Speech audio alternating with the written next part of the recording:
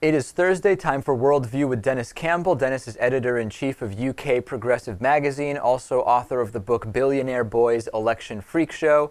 Denis also has a beard for the first time since he's been doing the segments with us every Thursday. Denis, tell us about that.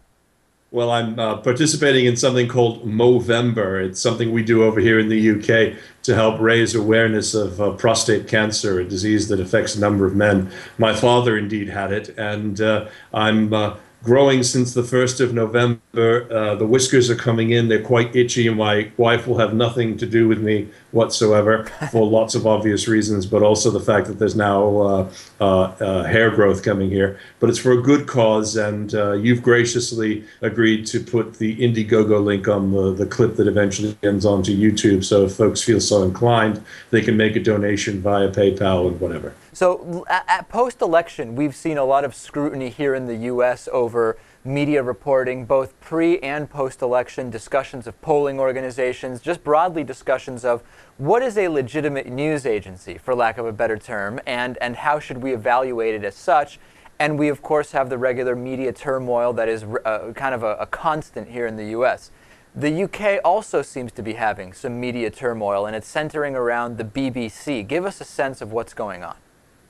Well, this venerable institution, the British Broadcasting Corporation, 90 years old, has had scandal after scandal rocket. It started about a month and a half ago with the revelations that a man who was the equivalent in some respects of the U.S. Dick Clark, this was a man by the name of Jimmy Savile, very well known, very popular, but unfortunately he has the same sort of proclivities as Jerry Sandusky. It's alleged that he led, and he's since passed away, so this is all being done, post his departure, that he led a very serious child abuse operation that was covered over by the BBC.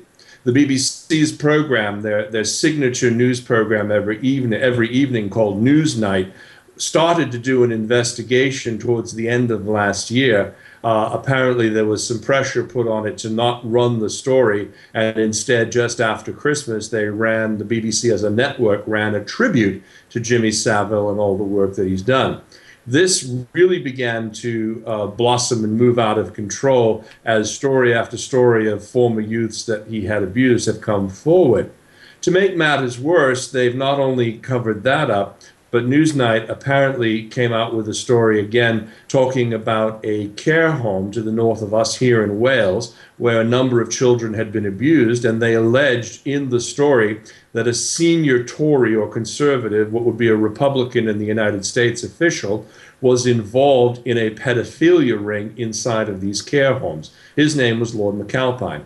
And Lord McAlpine, of course, was proven not to be found guilty at all. So there's another sting on the reputation of the BBC, as well as a falsely reported news story, again from the television program Newsnight.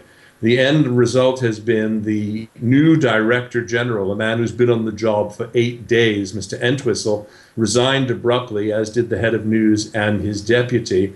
And now this scandal has the potential to move across the ocean to your side of the pond, where the former BBC Director General is now the CEO of the New York Times. So in the U.S., if this were to happen, for example, with PBS or any organization that receives some kind of public funding, we know what the calls would be right away, that all funding must be absolutely ceased. Now, explain to us, in the UK, individuals make payments to the BBC. Is that not right? We pay every household in the UK pays something called a TV license. They're very common across Europe. I paid for one also in the Netherlands. And you pay an annual fee. It's about £130 a year, which is a little over $200. It's a form of a tax. And what that does is that gives you the right to use the airwaves. And the money that's raised, those license fees, are what fund the BBC and public television here in the UK. Now, does does everyone have to pay that? Is it only if you have a television subscription? How does that work? If you have a television set in your home, you're required by law to pay the licensing fee. Okay, so That are there... Yeah, that also includes computers, devices, etc., but they're all covered under it. There's very few exceptions where people in this day and age do not have a television set of some kind. Is there any blowback now regarding how the BBC is funded in light of what's going on? It's not a question of blowback of how it's funded, nothing like what you're seeing with PBS, Right. but there is a bit of blowback on. There have been a huge number of budget cuts. The license fee has been frozen in place now for, I believe, the last 3 years running, if not longer. And it's the sort of thing that, we really have to.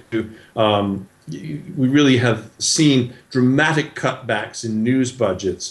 In particular, here in Wales, for example, we've lost a couple of political broadcasts. Quite frankly, they were shows that I made a lot of appearances on that were around Prime Minister's Question Time and local political shows. And you're seeing it also in programming. You're also seeing huge numbers of staff being consolidated. All of the drama production, for example, so shows like Doctor Who and all of the regular shows that are put together are now all filmed here. Most of the news programming comes out of Salford, which is next to Manchester. So they're really trying to get as many resources out of central London, where it's very expensive for real estate, and all of the regional BBCs are really being pared back dramatically. All right, so we're going to keep an eye on this story. We've been speaking with Denis Campbell. He is editor-in-chief of UK Progressive Magazine, joins us on Thursdays for Worldview with Denis Campbell. Thanks as always, Denis.